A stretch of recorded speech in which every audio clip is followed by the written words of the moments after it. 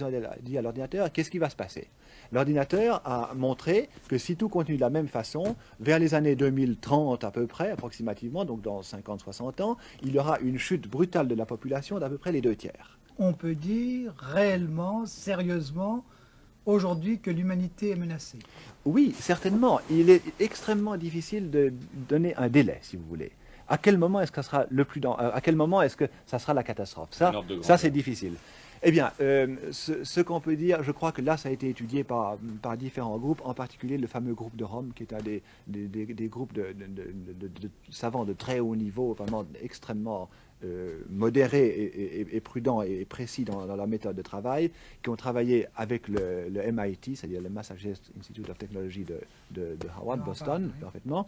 Et ils ont quand même étudié les choses de façon très approfondie, et précisément dans ce domaine de prospective, pour tâcher de voir un petit peu combien de temps on pouvait courir sur notre lancée actuelle. Et ils ont mis le programme, enfin ils ont programmé, si vous voulez, tout ceci sur des ordinateurs, et ils ont en particulier fait jouer les données principales suivantes: les investissements en capital, ou le niveau de vie, ce qui revient à peu près au même, la population, le taux d'accroissement de la population, l'exploitation des ressources naturelles, la pollution et la production d'alimentation. Et ils ont mis ceci, si vous voulez, je schématise un petit peu parce qu'on ne veut pas consacrer trop de temps maintenant, ils ont mis tout ceci dans un ordinateur, ils ont dit à l'ordinateur, qu'est-ce qui va se passer? L'ordinateur a montré que si tout continue de la même façon, vers les années 2030 à peu près, approximativement, donc dans 50-60 ans, il y aura une chute brutale de la population d'à peu près les 2/3.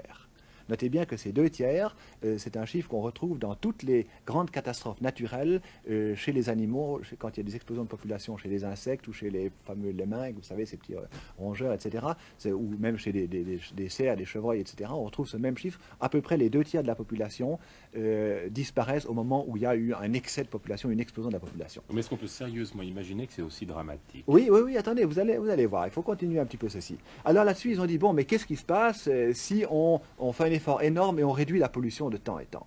Totalement insuffisant, 2030, même catastrophe.